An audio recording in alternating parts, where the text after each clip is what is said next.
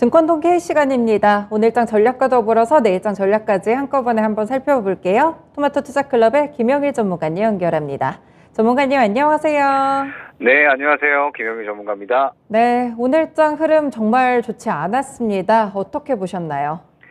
네, 새해 첫날인데 꼭 이래야만 했니?로 정리할 수 있을 것 같습니다. 네, 이 한마디가 정말 귀에 쏙쏙 박힙니다. 저도 좀 그렇게 생각을 했었거든요. 오늘 상승으로 출발했는데도 이렇게 좀 하락으로 전환되고 이유가 어디에 있었을까요? 네, 참 오늘 아쉬운 흐름이 나왔습니다. 새해 첫날이고 2022년이 워낙에 힘들었었던 만큼 그래도 최소한 반등이라도 해주면서 마감이 되지 않을까 기대됐던 하루였는데 기대감을 도무지 결과로 만들어주지 않는 그런 시장인 것 같습니다. 사실 연휴간의 이 미국 증시 흐름을 보면은 그렇게 나쁘지는 않았었죠. 저점을 계속적으로 지켜주는 모습이 나와주면서 그래도 시장이 계속적으로 좀 반등하려는 그런 이제 구간을 잡아가는 모습이었습니다. 그러면서 이제 뭐 차트를 보게 되면은 이 60일선을 좀 지켜주려는 그런 이제 흐름들을 계속해서 좀 나와줬었는데 이러한 모습들을 좀 보여주다 보니까 오늘 우리 시장 같은 경우에도 최소한 지켜주는 흐름이 나오지 않을까 기대를 했거든요. 그리고 이제 사실 우리 시장 같은 경우에도 오전까지는 이러한 흐름들을 충분히 또 기대할 수 있겠다 정도로 이제 좀 이야기가 되었었던 것 같습니다.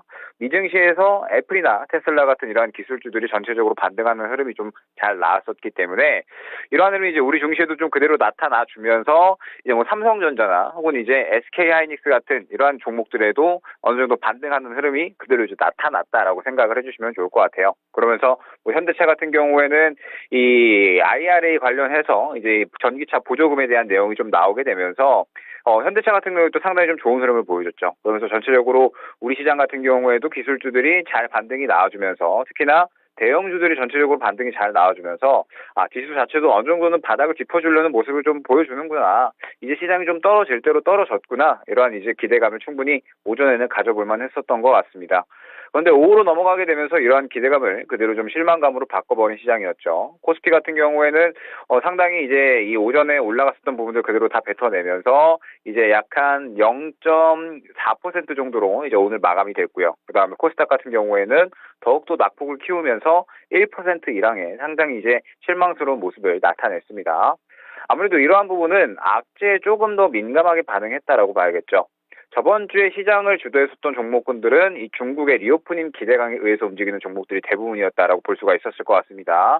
뭐 예를 들면은 호텔신라 같은 이러한 이제 종목군들이나 혹은 이제 이 항공주 같은 이러한 종목들이 대부분이었다라고 볼 수가 있었는데 중국발 확진자가 계속해서 확산된다라는 소식이 연휴간에 상당히 좀 많이 이야기가 나왔고 그러면서 이제 정부에서 중국발 관광 목적의 입국자는 일단은 입국 제한을 하겠다라는 이슈가 나왔죠. 그러면서 이 부분이 악재로 작용을 했고 그에 따라서 중국 방역 완화 기대감을 갖고 있는 종목들은 뭐 호텔신라를 필두로 해서 뭐 여행주라든지 항공주라든지 전체적으로 일제히 모두 다 차익 실현이 나오는 흐름이 나왔습니다.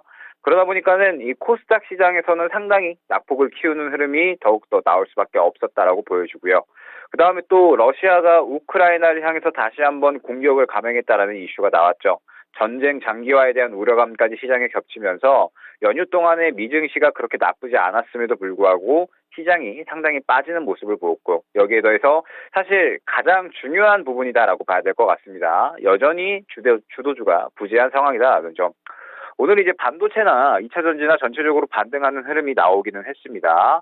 다만 반등이 나오다가 일제히 또 이 상승폭을 줄이는 그런 이제 흐름이 마찬가지로 좀 나왔다라고 볼 수가 있을 것 같고 그러면서 일제히 좀 윗꼬리를 그렸다라고 생각을 해주시면 될 것 같아요. 지금 보게 되면은 LG에너지솔루션 같은 경우에도 어느 정도 조금 반등하는 그런 흐름이 나오다가 윗꼬리를 그리는 모습을 보였고 뭐 전체적으로 2차 전지 종목들이 마찬가지의 모습을 보였다라고 생각을 해주시면 좋을 것 같습니다. 즉 아직까지 우리 증시를 떠받치는 종목들이 크게 힘이 없다라고 봐야 될 것 같아요. 그렇기 때문에 전체적으로 체력 자체가 약할 수밖에 없다라는 점이 중요할 것 같습니다.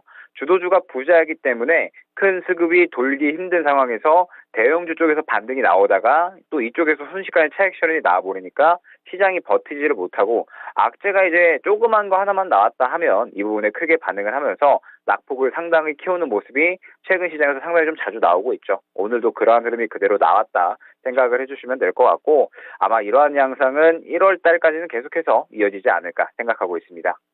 네, 여전히 뭐 주도주가 없는 게 크다고 보시네요. 악재 반응한 종목들은 급락을 했고 호재가 나왔던 종목들은 오르다가 탄력이 확 줄어버렸거든요. 그래서 시장에 부정적으로 하락 영향으로 작용을 했던 것 같은데 이번 달이 좋지 않다니까 좀 불안합니다. 그렇다면 이번 주에 시장을 이끌 만한 이슈는 어떤 게 있을까요?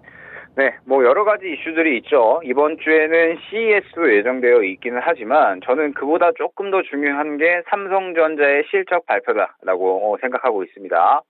시장 전체적으로 봤을 때는 역시나 이 삼성전자의 실적 발표가 상당히 중요할 수밖에 없겠죠. 삼성전자의 실적은 이번 주 중에 아마 6일 정도로 예상을 하고 있는데 이번 4분기 실적은 이미 어닝 쇼크가 예정이 되어 있는 상황입니다.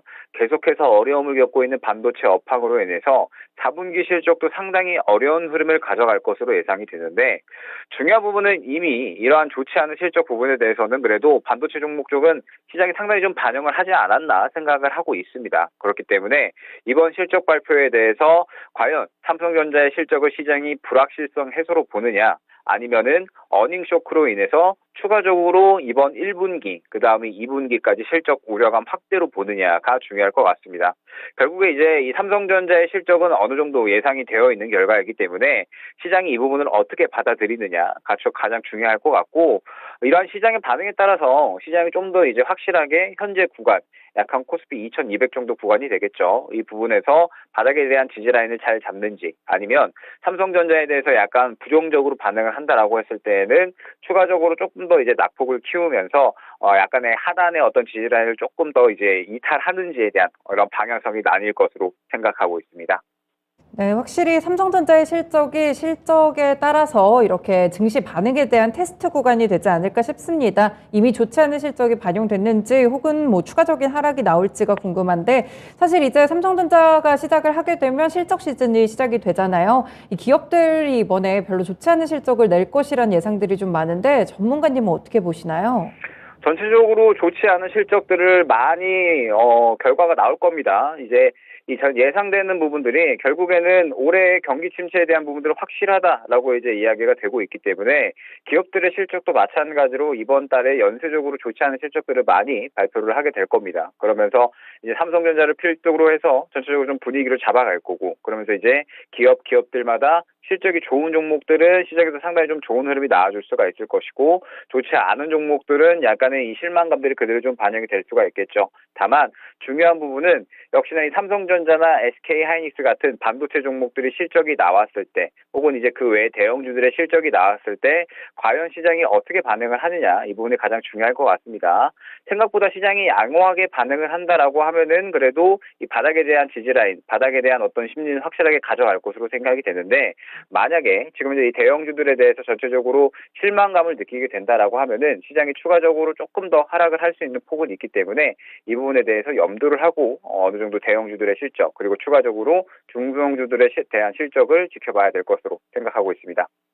네, 대형주들의 실적과 주가 흐름이 이번 어닝 시즌의 키가 될 것 같습니다. 그렇다면 이번 달 이제 흐름도 좀 봐주시고요. 이번 주에 어떻게 좀 흘러갈 거라고 보세요?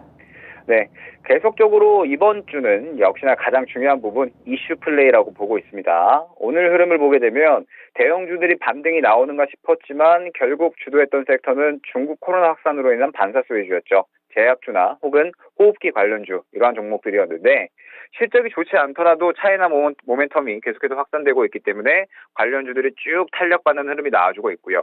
소외되고 있던 제약주들도 오늘 같은 경우에 돌아가면서 순환매가 나오고 있는 그런 상태이기 때문에 아무래도 현재 시장은 주도주가 부재하죠. 주도주가 부재한 상황에서는 단기적으로 시장에서 가장 핫하게 다뤄질 이슈가 있는 종목군들이 가장 중요하다라고 볼 수가 있습니다. 그리고 역시나 그러한 종목군들은 현재 상태에서는 차이나 모멘텀이라고 봐야겠죠. 오늘 새해 첫 거래일에 차이나 모멘텀을 보유한 종목군들의 결국 수급이 들어갔기 때문에 아마 이러한 흐름은 추가적으로 이어질 수밖에 없다라고 보고 있습니다. 1월달 말까지 중국 춘절에 대한 이러한 이슈가 있기 때문에 차이나 모멘텀은 계속해서 이어질 것이다라고 보고 있고, 1월 전체적으로 봤을 때에도 어떤 큰 이슈가 있기보다는 뭐 CES라든지 혹은 뭐 JP모건, 차이나 모멘텀 등등해서 일부 섹터군들의 유리한 일정이 존재하기 때문에 각 일정에 맞는 이슈 플레이가 매우 활발할 것으로 보여지고 있습니다. 이슈에 맞게 굉장히 발빠른 대응이 중요하다라는 뜻이 되겠죠. 전체적으로 주도주 역할을 했었던 종목군들의 묵직한 상승은 조금 더 이 업황이 좀 회복될 때까지 인내가 필요하다 생각이 되고 있기 때문에 이번 주 그리고 1월 달까지는 계속적으로 이 어느 정도 이 중소형주 순환매 이슈 플레이에 맞는 그러한 전략을 꾸려 나가는 그러한 시장이 되어야 되지 않을까 생각하고 있습니다. 네, 이슈별로의 섹터 움직임에 집중을 해봐야겠습니다. 특히나 중국 쪽에서 불어오고 있는 코로나 관련한 종목들 집중해 보시면 좋을 것 같습니다. 오늘 말씀 잘 들었습니다. 네, 감사합니다. 네, 지금까지 증권통 K시간에서 김영일 전문가의 의견 들어봤습니다. 첫 거래일부터 투자자분들 많이 좀 힘에 부치지 않았을까 싶어요. 그래도 이제 막 첫 시작이 시작됐으니까요. 이른 실망보다는 이제 한 달간의 기업들의 실적도 봐가시면서 꼼꼼하게 전략을 짜는 게 더 중요할 것 같습니다. 증권가들에서 올해 예상 코스피 밴드를 제시를 했는데 상단이 가장 높은 증권사가 2,800포인트를 제시했고요. 하단은 1,940선까지 제시가 됐습니다. 지금 2,000포인트에서 2,600선 사이에서 박스권을 오갈 것이다라는 전망들이 있는데 딱 지금 하단 밑쪽에 와 있습니다. 분명히 시장에 대한 기회가 찾아오지 않을까 그런 생각이 듭니다.